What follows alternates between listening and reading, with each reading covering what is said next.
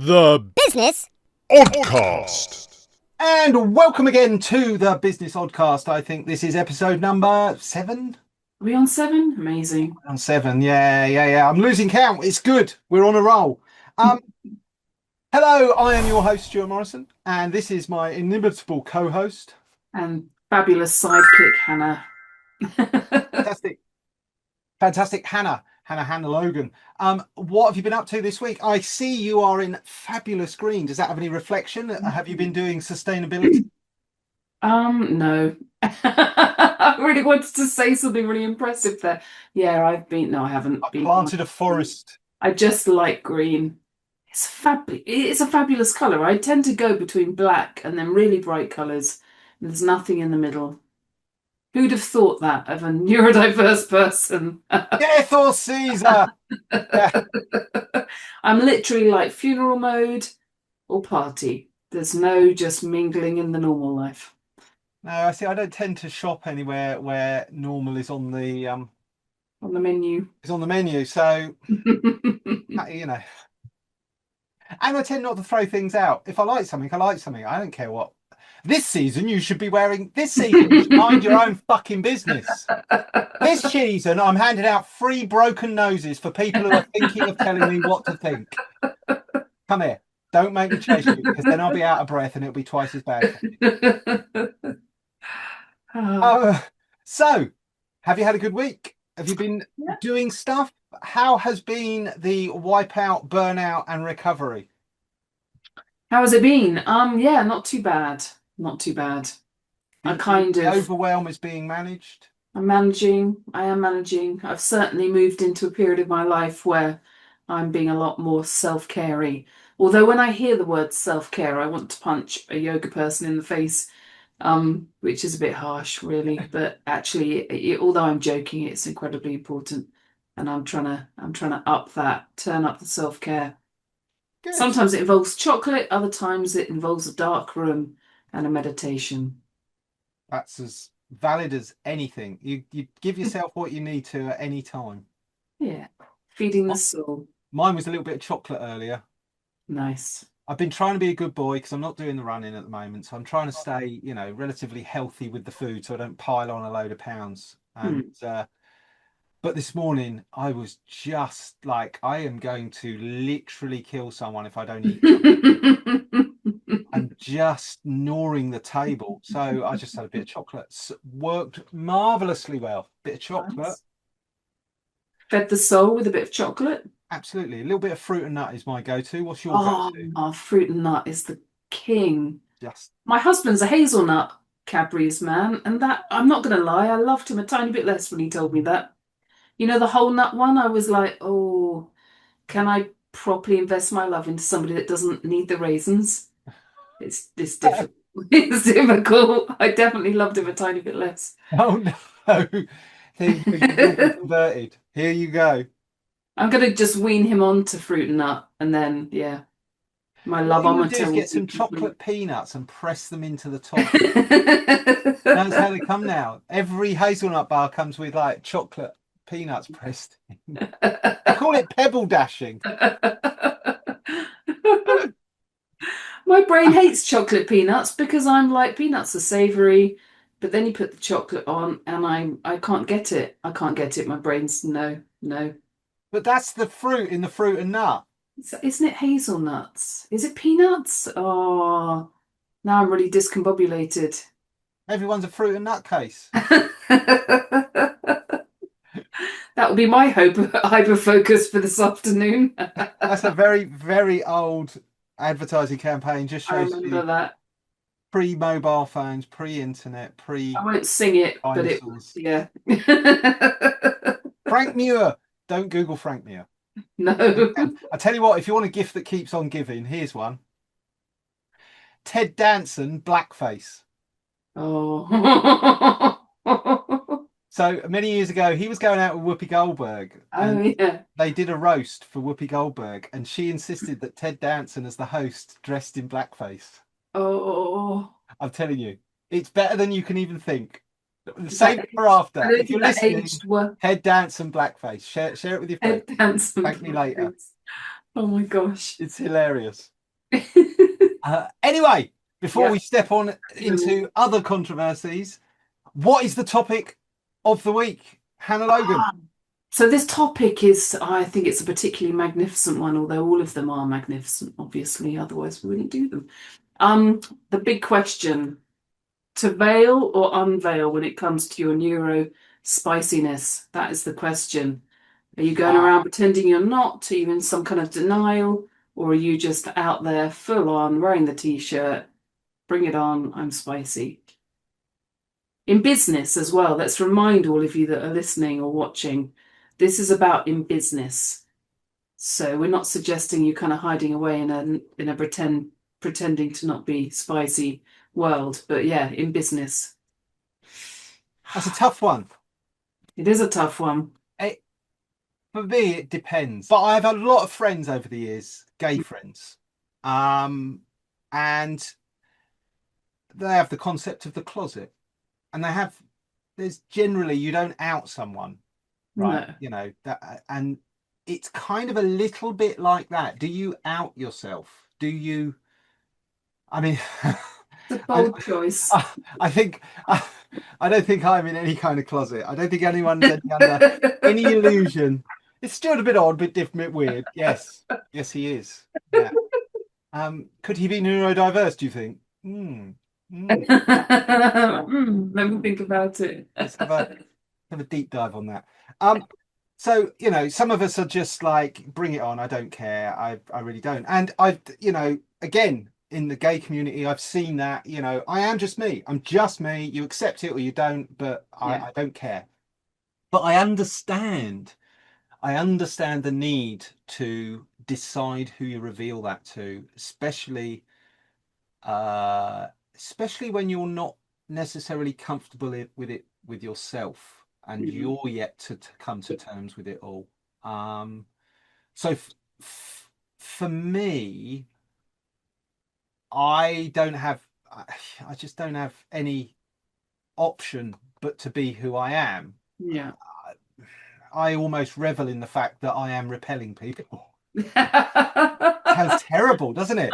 He actively goes out to repel people. You've got a force field business around you. I see it as a filter. It's just a filter. If you Yeah. ain't going to get on with it at all, it's better you know early. Yeah. And that's kind of my attitude. And it's one, well, it was literally beaten into me with all the bullying, with all the othering, with all the outcasting and shaming. I just was like, I don't really. Your mistake is thinking that I need you to like me. That would be based on your own need to be liked. So all you're telling me is you are a needy person that needs to be given attention. And the way you get that attention is by abusing me. So I'm not even going to bother you. You just, please go and heal yourself. I don't even want horrible things to happen. I want you to be a better human being, is what I want you to be. More accepting, more fulfilled, more open, more willing to let joy into your life. And so there's nothing you could say that gets past that. I just want good things for you. Yeah, I hear what you're saying. Yeah, I am weird. I'm odd. I'm a freak of nature. I've got a weird moustache. All of these things, demonstrably true. But I hope you get the help you need. Yeah. So see, that's when and that doesn't come quickly. That doesn't come instantly. It's not something that you can be even coached. You have to build that internal armor, and I think you have to do it at your own pace. There's no one size fits all. One journey is the same as another. The old adage, if you've met one autistic, you've met one autistic. Yeah. And it's the same with people, isn't it? It should be, if you've met one person, you've met one person. Yeah. But I think that in the earlier stages, had I had a more smooth ride at school, I'd been better at masking or whatever, I think I would have been very, very nervous about stepping out to people, because the whole point of the mask, the whole point of thinking you're fitting in Mm. and learning the dances and building the, oh, this is how you do that, and these are the rules around that, and this is how you do this other thing.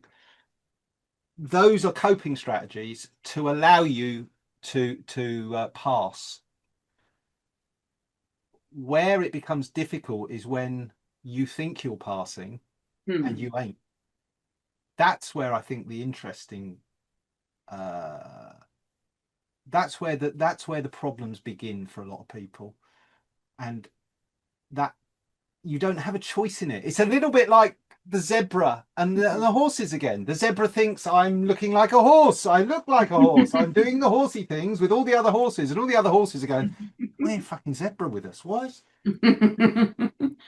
Zebra that thinks he's a horse. Zebra thinks he's a horse. A crazy stripes. zebra. What's he wearing? Jesus. Get your pajamas off. Stop it, Steve. We'll come over here and start info dumping. Talking to us about the flags of the world. Exactly. Oh, I met somebody who loves a flag. Anyway, that's a story for another day. So to veil or to unveil, well, in business, I have decided that I'm going to lead with it and I don't care. Yeah. But that isn't something that you come to overnight, and it's a considered strategy for me. I think it attracts the tribe. It does. I was thinking about this, actually. I was thinking about this deeply the other day. I was thinking, what would a neurodiverse economy look like? What? Because 80% are unemployed. 80%. That blows my mind that we are so overrepresented as a population in that we find employment difficult.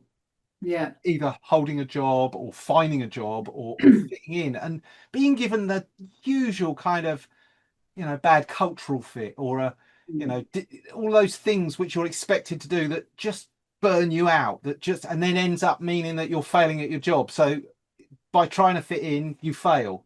Yeah. Just the horror story that I went through in my final job. I can't even begin to get into it. And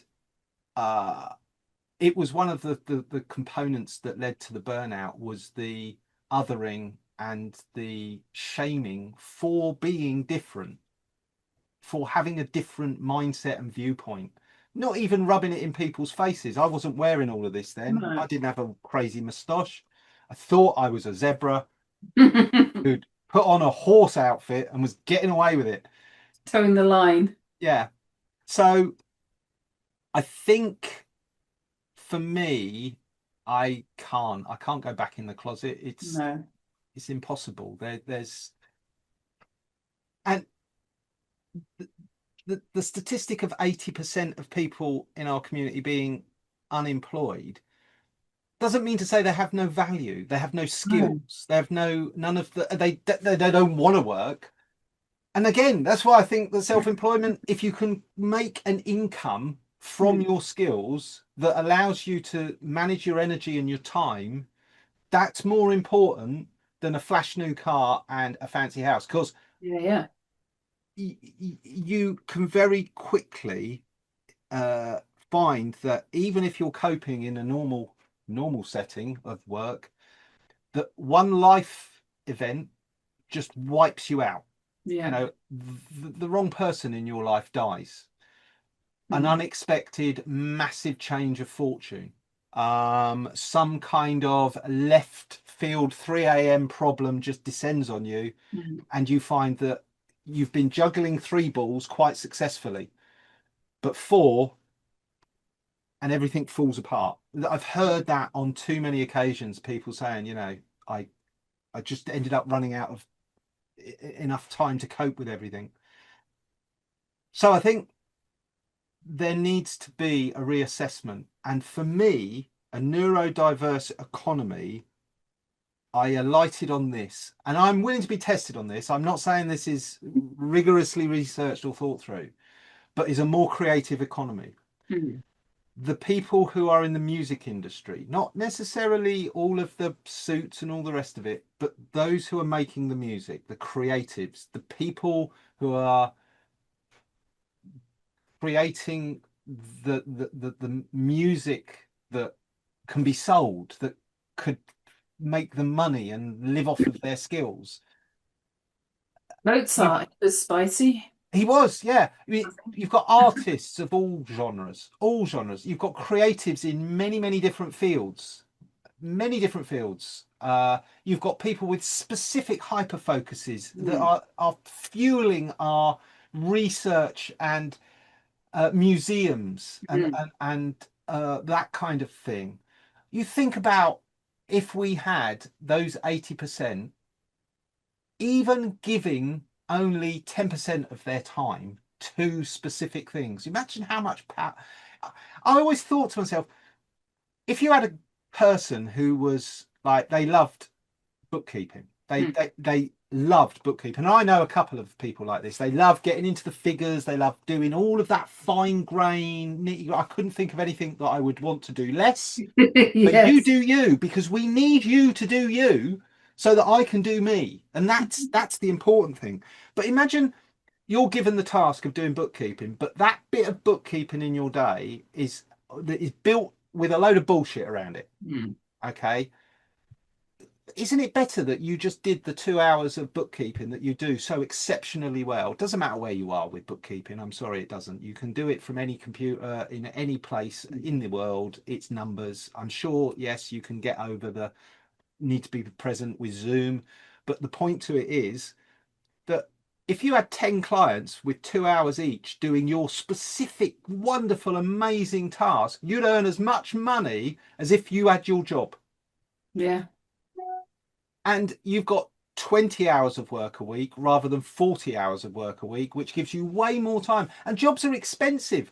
All of the getting to it, the getting back from it, the clothes, the attention to it all, just all of that. The fact that when you go on holiday is probably during the school time, and that's more expensive. A neurodiverse economy would maybe allow people to add to the economy who are currently excluded, because why? They're a bit different. So it's not just veil or unveil, it's sometimes earn or not earn. Yeah. And I see that, I really see that the harder I mask, the more chance there is that I can get a job to have at least some semblance of an income for a lifestyle that I'll then have to try and juggle. Yeah. Yeah, absolutely. And it's hard. I remember many years ago just actually quite liking the structure of an employed job, and yet kind of not being able to cope with the, like the two extremes in a way. I liked the rules and I hated the rules. I'm AuDHD, so I've got the autism going, I like the rules, and then I've got the ADHD going, no rules, and so there was definitely two parts to me. But yeah, you're absolutely right. Not only is it a huge problem that so many neurodiverse people are wrongly finding themselves unemployable, and I think there's so much behind that. There's so many unhelpful stereotypes. I was talking to somebody the other day and they said, oh, everybody thinks autism is like Rain Man, was it Dustin Hoffman? Kind of with a funny voice. Everybody thinks that's it. Or they think that, sorry to cough, or they think that either they think we're a genius, which is quite a thing to live up to, or they think that we're disorganized and lazy and all of the other useless and unhelpful stereotypes. Or this is one of my triggers actually, but I do use it too, so I'm a bit of a hypocrite. Or they say like it's a superpower. Actually, yeah, there are some things I do incredibly well in a hyper focus, but there's also some things that are really, really challenging that are linked to, like my need to do all sorts of weird OCD counting rituals and all that crazy. That's all consuming sometimes. So I've gone off a little tangent on. No. It's exactly what you're saying. It's Yeah. like Superman being blamed because he can't work down the kryptonite mine. Oh yeah, he can fly, but he can't dig out the stuff that makes us money. So, you know, He only eats apples and beige things. look at there in a cape.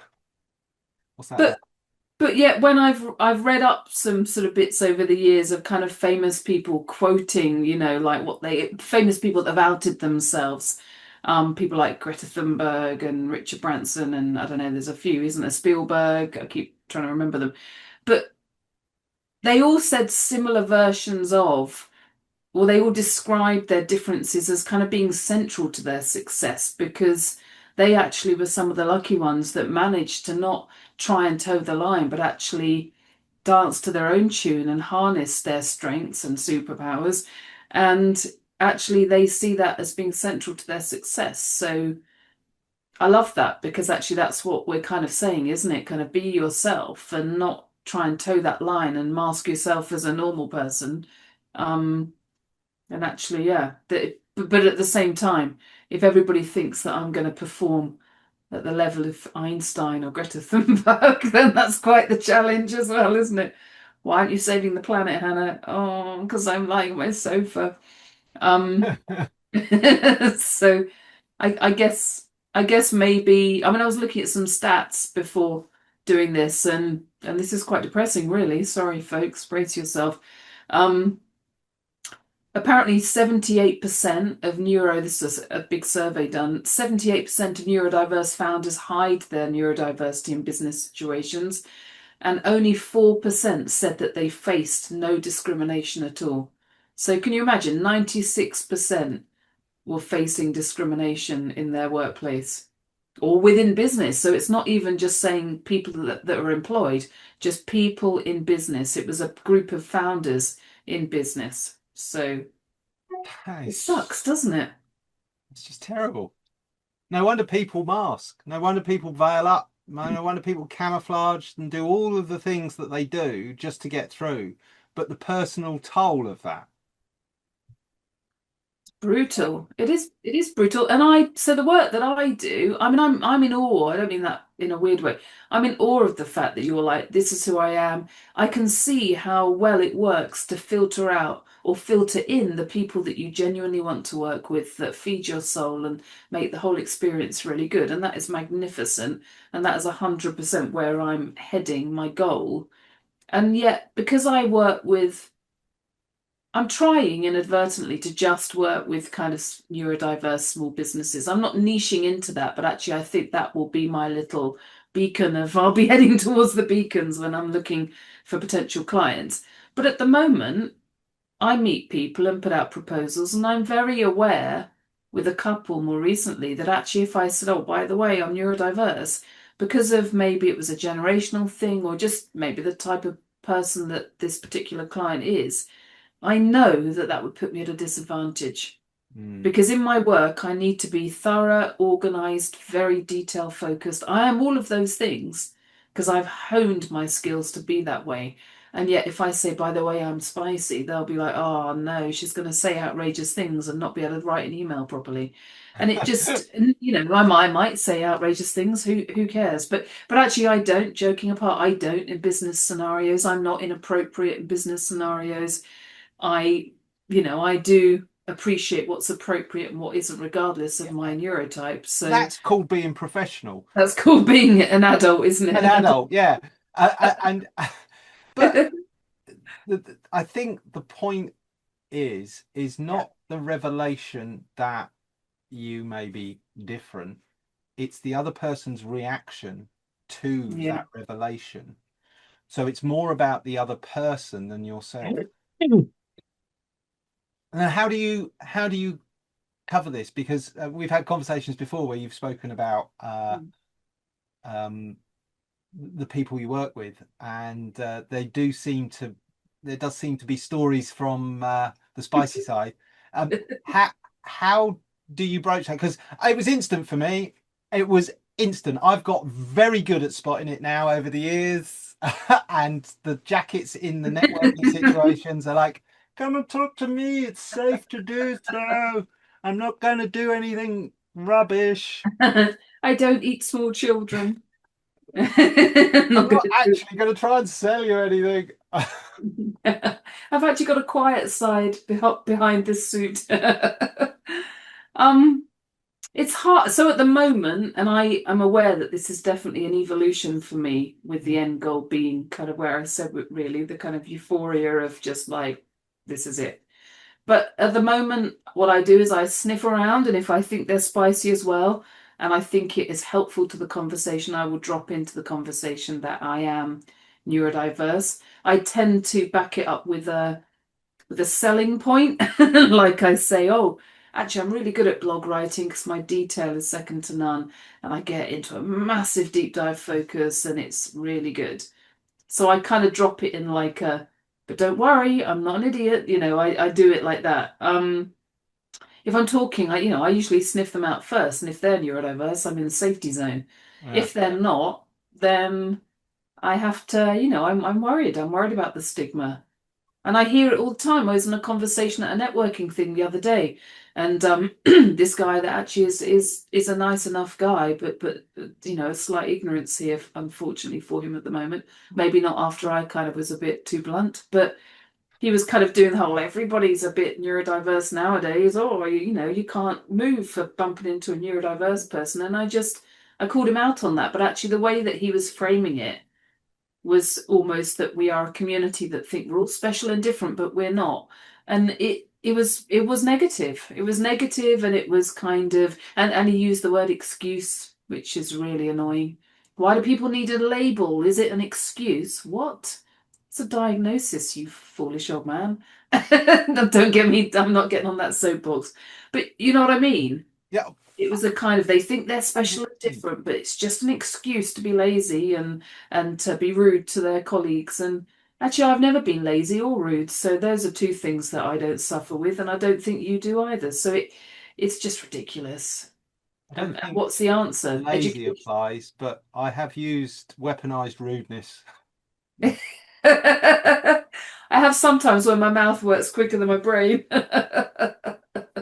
Yeah, no, sometimes I am deliberately rude if they're stupid. Willful stupidity is likely to get both barrels. Parading your ill-informed, backwards thinking, retrograde humanity is of no interest to me, and I'm afraid the rudeness will be returned in kind. I will give it back to you in double amounts. Back over the net, right at you. No, I think a lot of the times it's ignorance and education that is required for these things. And if somebody's not willing to be educated and not willing to understand that knowledge isn't stationary, that Everest was there before anyone climbed it. Yeah.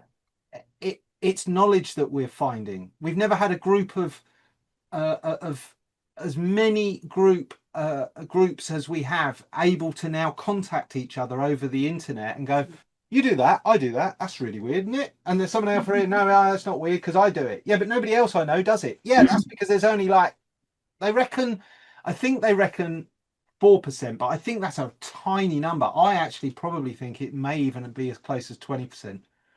Yeah. And my thinking on this is, so nature doesn't do anything by mistake. No. Right? On a long enough timeline, Darwinian evolution has told us that it eliminates the things that won't adapt to change. And this is my working theory, and I've got nothing to back this up. This just feels you heard it here first, folks. Oh, this is just me, and it kind of it's a hypothesis that feels right. It doesn't necessarily bear any hard scrutiny because I don't have the learning for it. But this is my feeling is that we're like the 10th dentist, the neurodiverse community. Oh, yeah. All right. If everybody's thinking in one direction, the Nesset has the concept of the 10th dentist, the person who has to disagree with everybody present, has to go away and find reasons why everybody present is wrong. And I think that's kind of our role. Our role is to go, well, we're all grazing and eating here and really good, but what happens when all this dries up? What happens during the dry season? Beyond the average thinking, in a way. You're thinking, I hate What's that over there? outside the box, but yeah. Oh, we don't go over there. Why is that? Because there's big saber-toothed tigers. Well, what if we killed one, Nibbled him up. ate him, and then, made a pathway through, But how are we going to do that? Well, we get a stick and pointy stick. Oh, pointy sticks. Don't be daft. Never catch on. I don't want a pointy stick, a saber-toothed tiger. That is definitely biting my face off. Build a pit and put the pointy sticks at the bottom, and then we'll run away and he'll fall in. But you see, it's that diverse thinking, that bottom-up thinking, as they say, we have, is like, we don't just accept what's there. We want to know, why is this other thing not there, or why don't we do this way? And so I think it actually, rather than trying to figure out ways of curing autism, good luck with that. If nature didn't want it, I'll never take that injection. I want to be me. Just come into this room and look into the light. Men in Black style, I'm not autistic. I'm not autistic. But the point to it is, I think we're doing ourselves a disservice. Like I said, if we could only get those people into a little bit of employment that just focused on their specialism, their hyper focus, their where their interest lays. Just imagine what we could harness with that, rather than going, oh, you're different, you're odd, you need treating, we're going to work on science to get rid of it. Good luck with that. And we're going to, make you feel different all the time. Why? We came to grips with the issues that I saw with my aunt who was in a wheelchair. We put ramps into buildings. Architects realised that the built environment was actively hostile for some of the people who were expected to live in there, not just people in wheelchair, older people for whom steps are an issue. Mums with prams, they suddenly go, oh, it's not just the disabled, it's a whole group of people that would actually like a ramp. And I think that actually not everyone's on the spectrum, of course not, but quite a few people who are not on the spectrum have the traits. And we all know that. And those traits, they're human traits. It's them clustered together which creates, it's not just the one problem, it's the 20 problems. And sometimes those problems are, like you've pointed out, completely at odds, pulling you in two separate directions. PDA and a deadline, me, who will do it by then? Oh, will I? Banging your head on I'm going to blaze through the night on the last evening. I'll do it in any kind of special constructed way. I'll do it my way. That's the point, isn't it? Is like should be working to our strengths. There should be ways for businesses to access the knowledge, skill, and life experience that the people in our community have, and give them a real sense of feeding their community, feeding their families, building something in the wider society, and having a value, which quite frankly you have whether you have a job or not. I'm sorry, but you do. You have a value to the people around you. We all do. So just boiling it down to basic economics, I think, does us a disservice.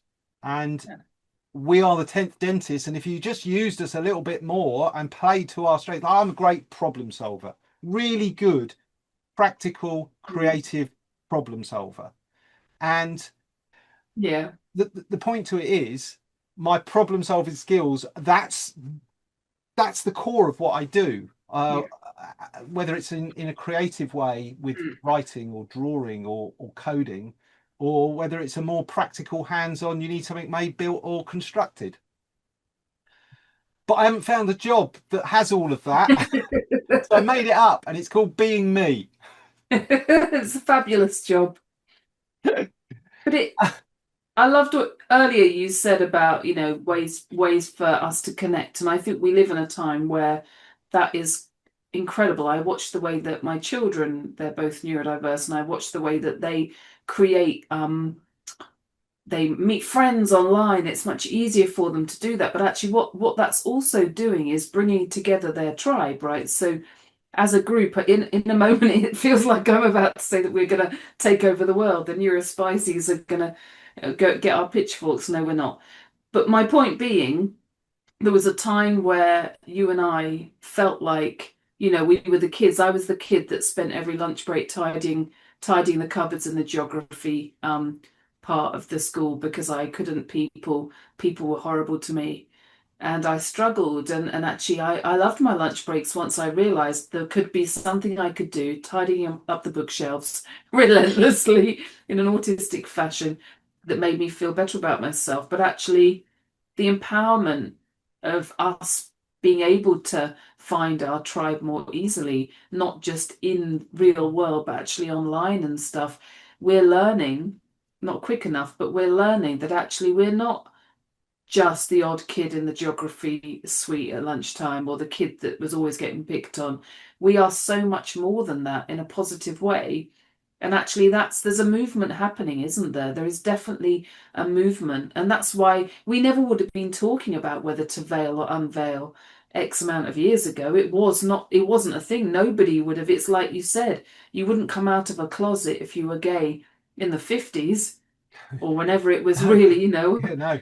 but actually now it is a do you or don't you, and it's the same. I'm not obviously comparing homosexuality to neurodiversity, but you see what I'm saying here. There are correlations there. There are similarities of Correlations. experience. Yeah, the stigma or potential perceived stigma and all that kind of stuff.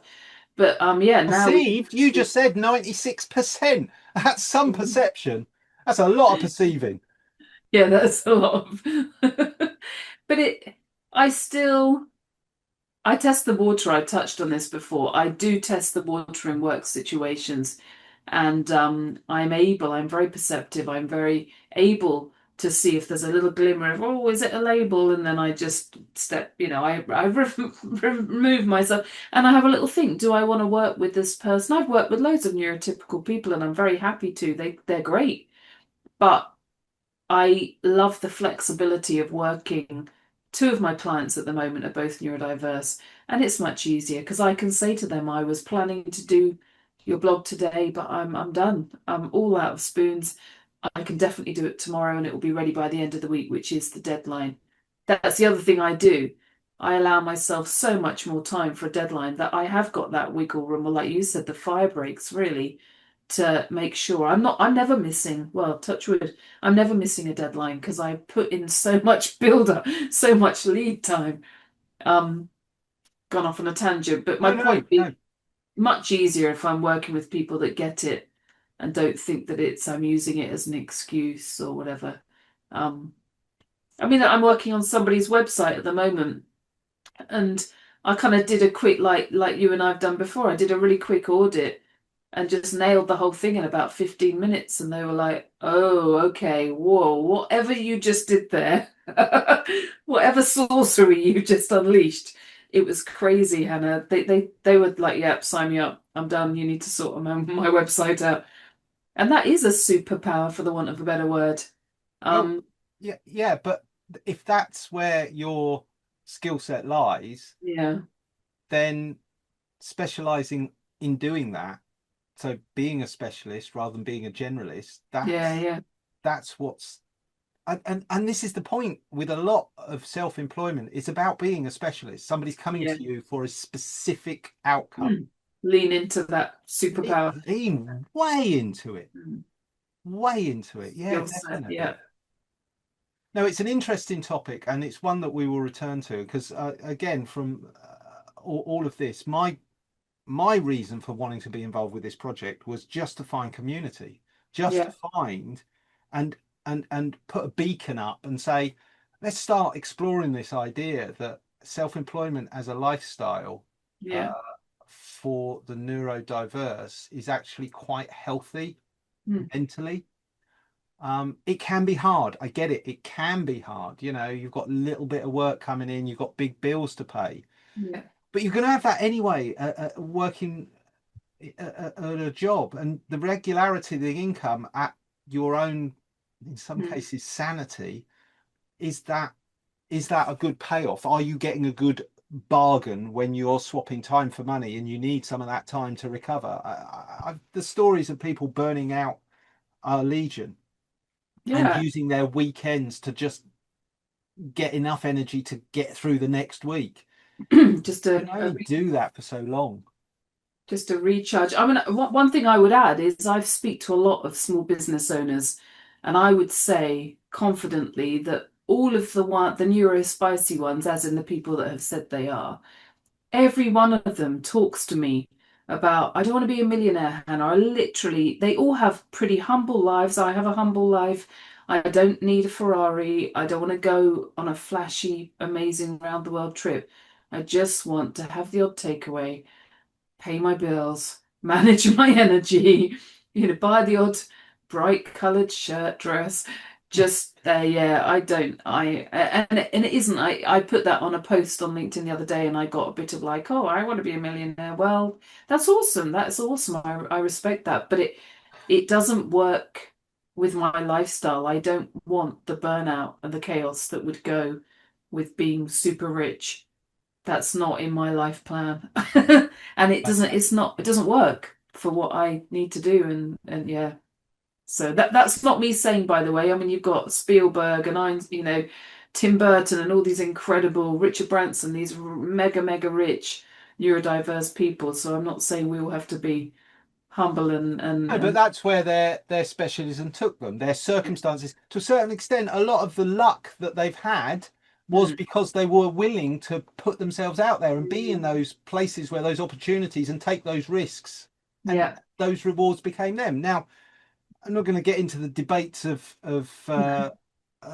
one person's success versus another, but the fact that I don't have people ringing me 24/7 shouting at me to do stuff. I don't have people chasing me for major deadlines. I don't have a boss. Those are things you can't buy. You can't buy those. Yeah. And it's a huge privilege. It's a huge privilege to get up on a Monday and decide what I want to do. Yeah.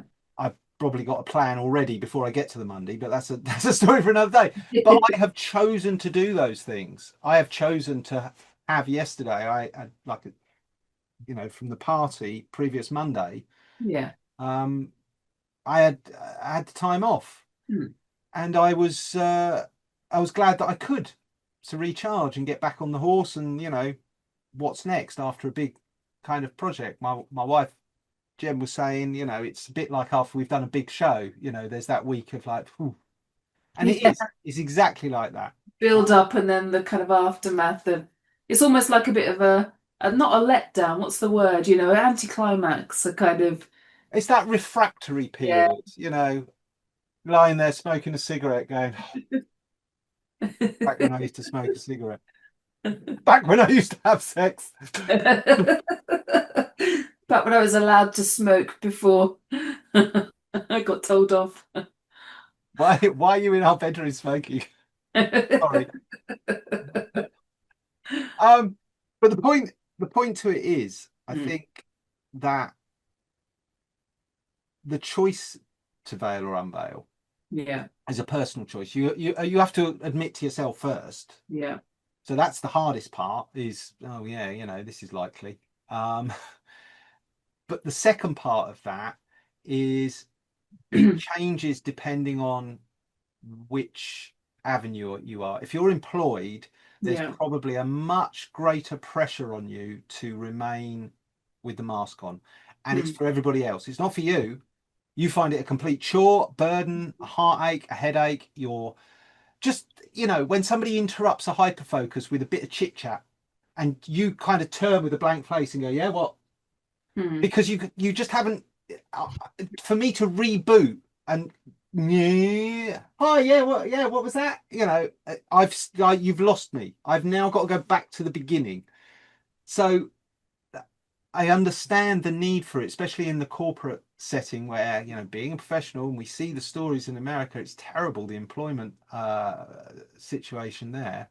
I get the need for it. It's almost like survival. I've got to do this to survive. So we're not saying just willy-nilly and make light of what could be quite a dangerous situation for some people. Choose your moment, choose your people.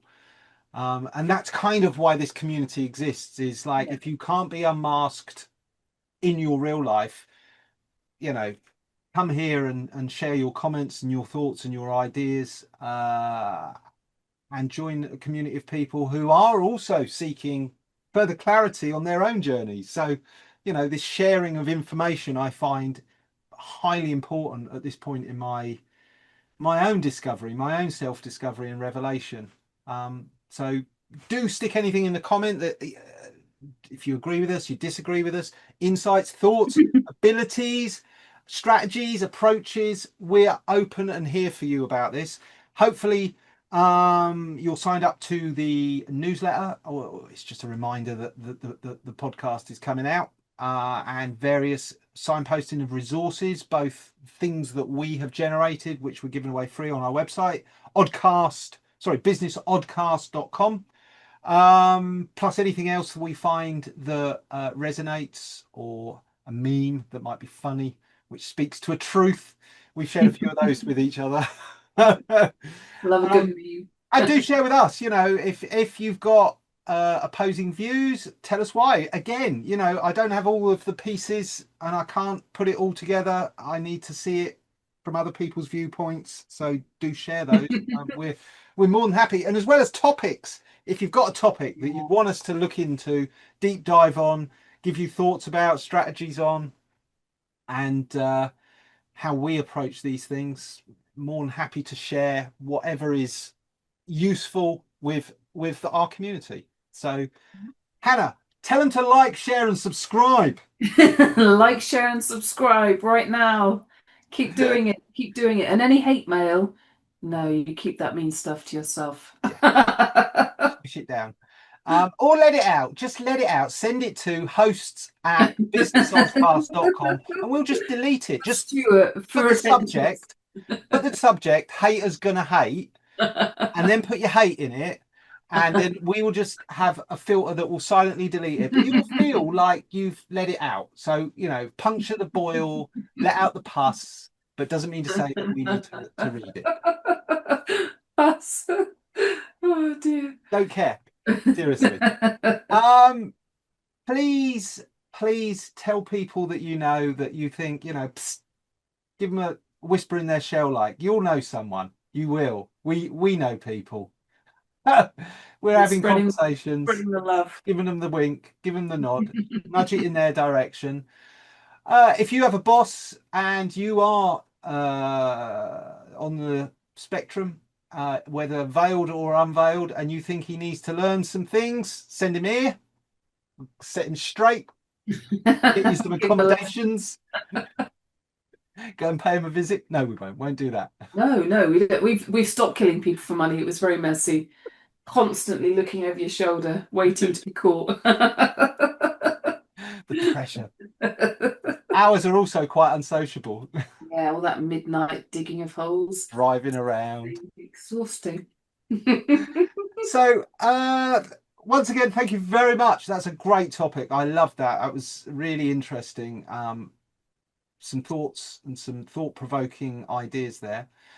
We'll see you next time. Do all the things that we've told you to do, and be kind to yourself. Here's your homework. Okay, go into your bathroom, look at yourself in the mirror and say, I am enough. Doesn't matter where you are in your life, just say, I am enough. I'm telling you, when it resonates and you start tearing up and you realize how tough you've been being on yourself, you are enough. Yeah, you are. Right. I am too much. I am going to go. We've got one about that. We did one about that a couple of weeks back. Go and have a look at the previous videos. I'll do one of those linking things. That might be useful. Yeah. I'll figure out how to do it. It'll be here or there or down there. It depends on where you look. I know when I watch YouTube a lot on our telly, and they all goes, oh, there's a link up there or in the comments. I haven't got that stuff. I can't do that's on a TV. So that's another reason why you should subscribe to the Oddcast email. Yeah, because we will share backlinks and stuff. We've got some blogs coming out soon. Hopefully by now the website will be up and fully functional with our blog and other bits and pieces and our resources section. So do jump in there and have a look. Until next time, Hannah. See you later, people. I hope you enjoyed listening, watching. Bye-bye. Bye.